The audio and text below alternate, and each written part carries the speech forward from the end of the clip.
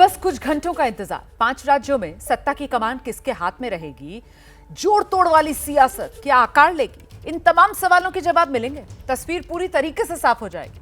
लेकिन नतीजों से पहले सियासत में अजीब सी कश्मकश है, और ये कश्मकश बागी उम्मीदवारों की वजह से है। माना जा रहा है अगर राजस्थान से लेकर छत्तीसगढ़ तक बागी उम्मीदवारों का असर दिखा तो फिर नतीजे नए समीकरण बना सकते हैं। बागी उम्मीदवारों का सबसे ज्यादा असर राजस्थान में दिख सकता है, क्योंकि राजस्थान में बागी उम्मीदवारों की संख्या 60 से भी ज्यादा है।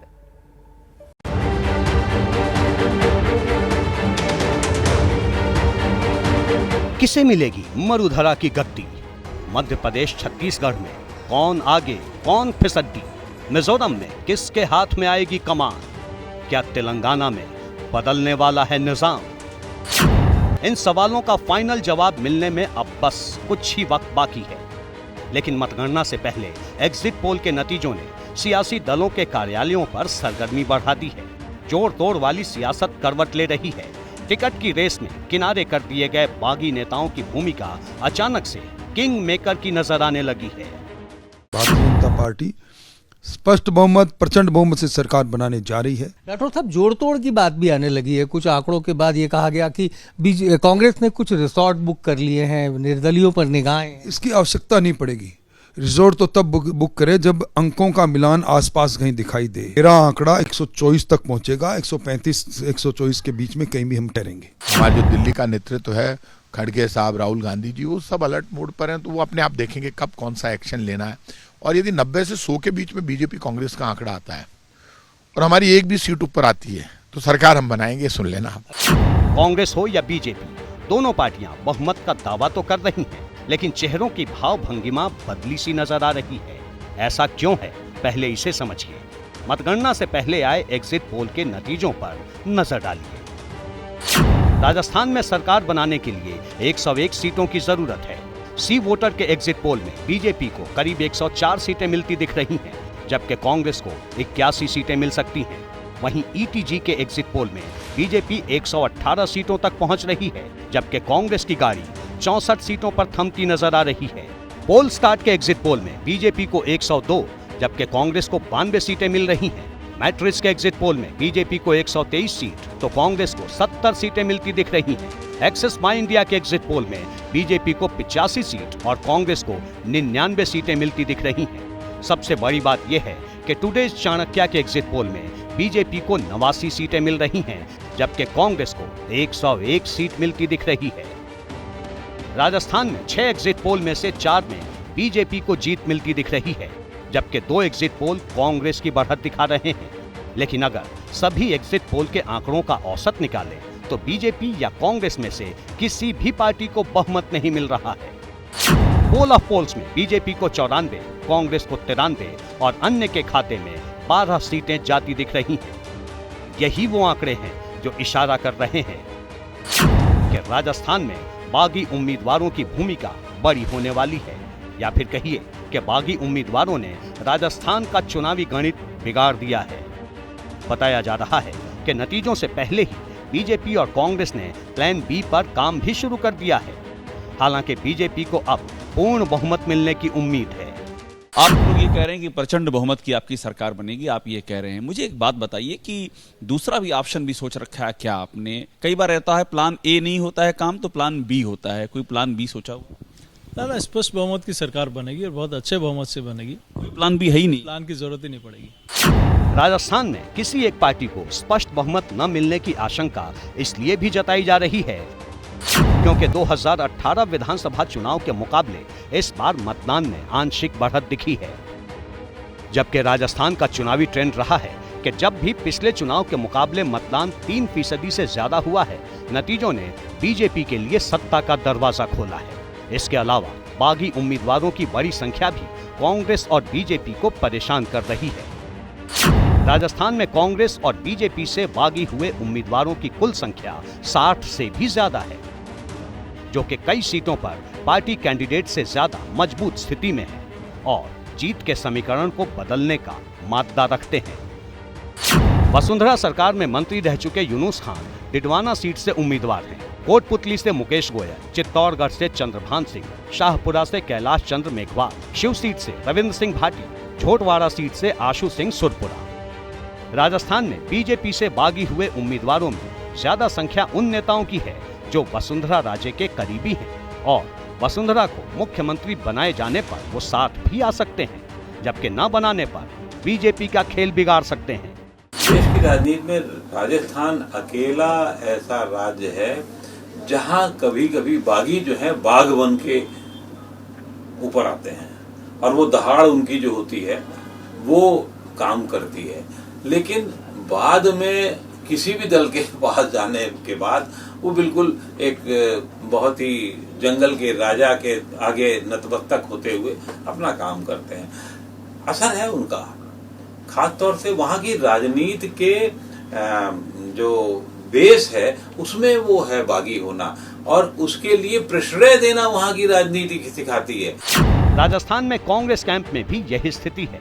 कांग्रेस से बागी हुए नेताओं की संख्या भी 30 से ज्यादा है। शिव सीट पर कांग्रेस से बागी फतेह खान निर्दलीय उम्मीदवार हैं। नागौर से हबीबुर रहमान अशरफी, राजगढ़ लक्ष्मणगढ़ से जौहरी लाल मीणा, सिवाना से सुनील परिहार और जोधपुर सीट से अजय त्रिवेदी। तो मान लीजिए वसुंधरा राजे 95 पे पहुंच गई तो गहलोत साहब के 10 आदमी उधर आ जाएंगे और या ला दिए जाएंगे, आ जाएंगे, और अगर गहलोत साहब 95 पे रोक दिए गए तो वो आ जाएंगे, जिसकी उम्मीद कम है, लेकिन ये होता रहा है। राजस्थान में बागी उम्मीदवारों की चर्चा इसलिए भी हो रही है क्योंकि ऐसी 46 विधानसभा सीटें हैं जहां कांग्रेस और बीजेपी के बीच करीबी मुकाबला माना जा रहा है। इन 46 सीटों पर जीत सत्ता का समीकरण बदल सकती है। मतलब अगर कांग्रेस जीती तो उसका आंकड़ा बढ़कर 91 से 101 तक पहुंच सकता है, और अगर बीजेपी जीती तो वो 130 से 140 तक पहुंच सकती है। राजस्थान, मध्य प्रदेश और छत्तीसगढ़ ये वो राज्य जहां कांग्रेस और बीजेपी के बीच मुकाबला सीधा। ऐसे में कहा जा सकता है कि किसी एक पार्टी को बहुमत मिलने के आसार ज्यादा रहते हैं, लेकिन अगर मध्य प्रदेश के नतीजे 2018 की तरह करीबी रहे तो फिर 17 से ज्यादा सीटों पर ताल ठोक रहे कांग्रेस और बीजेपी के बागी नए समीकरण तैयार कर सकते हैं।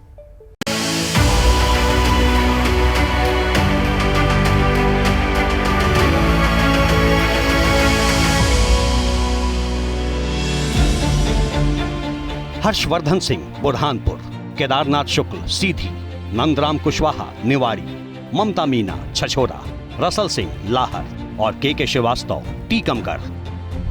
मध्य प्रदेश विधानसभा चुनाव के नतीजे आने में जब कुछ घंटों का वक्त बाकी है तो इन बागी उम्मीदवारों के नाम चर्चा में हैं।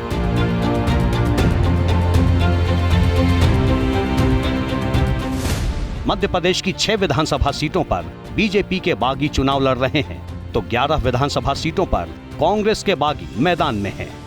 ये बागी प्रत्याशी इन पार्टियों का खेल बिगाड़ सकते हैं। अगर कोई नुकसान होगा तो दोनों को बराबर का होगा, फायदा होगा तो दोनों को बराबर का फायदा होगा। इसलिए कुल मिलाकर के ये जो चीजें हैं किसी एक पार्टी विशेष नहीं होती, हर पार्टी में होती है और हर इलेक्शन में होता है। बागी उम्मीदवार होते हैं, रिबेलियन होते हैं, असंतुष्ट होते हैं, नाराज होते हैं। बुरहानपुर सीट से निर्दलीय उम्मीदवार हर्षवर्धन सिंह चौहान बीजेपी के पूर्व प्रदेश अध्यक्ष नंद कुमार चौहान के बेटे हैं। राजनीतिक विश्लेषक मानते हैं कि बुरहानपुर क्षेत्र में नंद कुमार चौहान की खासी पकड़ रही है। ऐसे में उनकी राजनीतिक विरासत का फायदा उनके बेटे हर्षवर्धन सिंह चौहान को मिल सकता है। नंद कुमार चौहान और नंदू भैया की लोकप्रियता का अंदाजा इस बात से लगाइए कि बीजेपी उम्मीदवार अर्चना चिटनिस के मंच पर नंदू भैया की तस्वीर नजर आई। माना जा रहा है कि अगर इस बुरहानपुर सीट पर हर्षवर्धन चौहान ने अपना असर दिखाया तो बीजेपी के लिए काफी मुश्किल हो जाएगी और कांग्रेस की राह आसान हो जाएगी।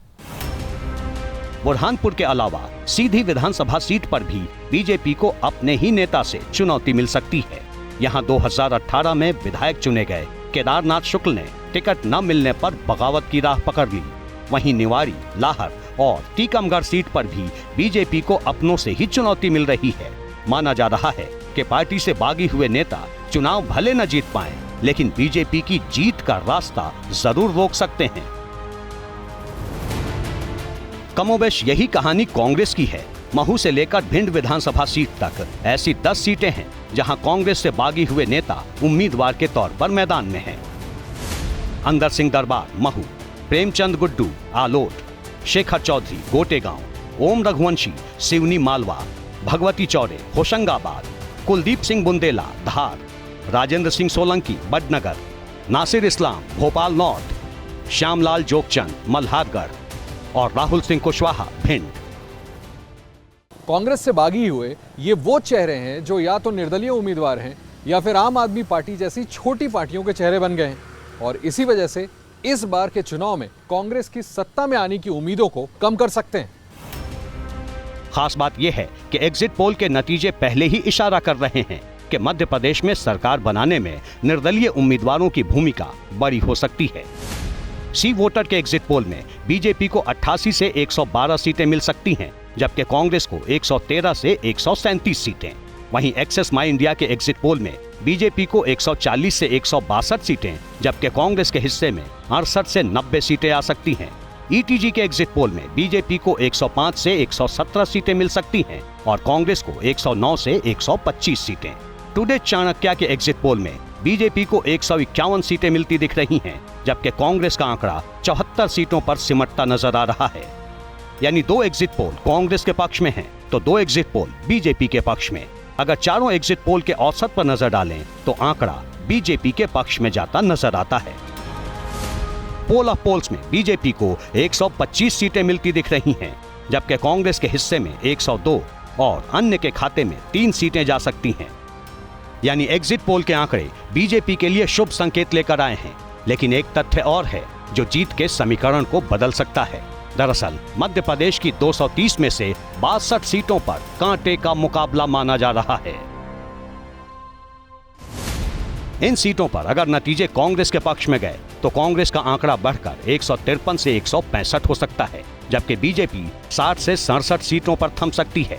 लेकिन अगर यही सीटें बीजेपी के पक्ष में गईं, तो फिर बीजेपी को 117 से 129 सीटें मिल सकती है, जबकि कांग्रेस 98 से 108 के बीच रह सकती है। खास बात यह है कि यहाँ पिछले चुनाव में भी कांग्रेस निर्दलीय प्रत्याशी की बढ़त के चलते पीछे रह गई थी। 2018 में मध्य प्रदेश की 46 सीटों पर जीत हार का अंतर 5000 से भी कम था। कुछ सीटों पर हार जीत का अंतर 1000 वोट से भी कम था। 2018 में इन 46 सीटों में से 24 पर बीजेपी को जीत मिली थी, जबकि कांग्रेस ने 20 सीटों पर जीत दर्ज की थी। माना जा रहा है कि मध्य प्रदेश विधानसभा चुनाव में बागी फैक्टर के साथ ही कांटे की 62 सीटों के नतीजे निर्णायक साबित होंगे, जो तय करेंगे कि मध्य प्रदेश की सत्ता की सीढ़ी कौन चढ़ेगा।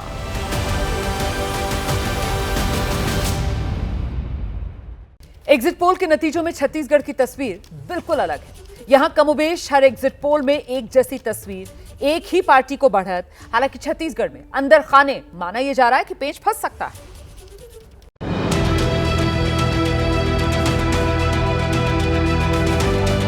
वोटर्स का फैसला ईवीएम में बंद है। टिक टिक करती घड़ी की सुइयां नतीजों का वक्त करीब आने का संकेत दे रही हैं और सियासी सूरमाओं की धड़कनें बढ़ी हुई हैं। छत्तीसगढ़ में कुल 90 सीट है। एबीपी न्यूज सी वोटर के सर्वे में सभी सीटों पर कांटे की टक्कर है। हालांकि एग्जिट पोल के नतीजे कांग्रेस के लिए जरूर शुभ संकेत लेकर आए हैं। सी वोटर के सर्वे के मुताबिक बीजेपी के खाते में 42, कांग्रेस के खाते में 47 और अन्य को 1 सीट मिल सकती है। टुडे चाणक्य के एग्जिट पोल में बीजेपी को 33 और कांग्रेस को 47 सीटें दिखाई गई हैं। ईटीजी के सर्वे के मुताबिक बीजेपी को 40, कांग्रेस को 47 और अन्य को 3 सीटें मिल सकती हैं। इसी तरह एक्सेस माई इंडिया के सर्वे में बीजेपी को 41, कांग्रेस को 45 और अन्य को 4 सीट दी गई है। यानी अभी से तय करना मुश्किल है कि छत्तीसगढ़ में बीजेपी की सरकार बनेगी या फिर कांग्रेस वापसी करेगी, क्योंकि सर्वे में ऐसी कई सीटें सामने आई हैं जो छत्तीसगढ़ चुनाव के नतीजों का रुख पलट सकती हैं।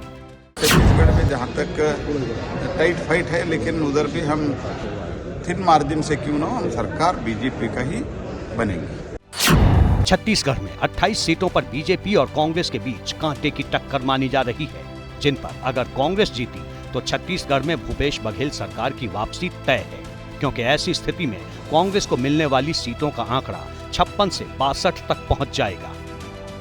लेकिन अगर इन सीटों पर नतीजे बीजेपी के पक्ष में गए तो कहानी 360 डिग्री पर घूम जाएगी। वैसे भी इन सीटों पर बीजेपी की पहले से ही नजर है। बीजेपी की ओर से कई बड़े नेताओं ने रैलियां भी की। चुनावी अभियान के दौरान बीजेपी ने इन सीटों पर पूरा फोकस बनाए रखा।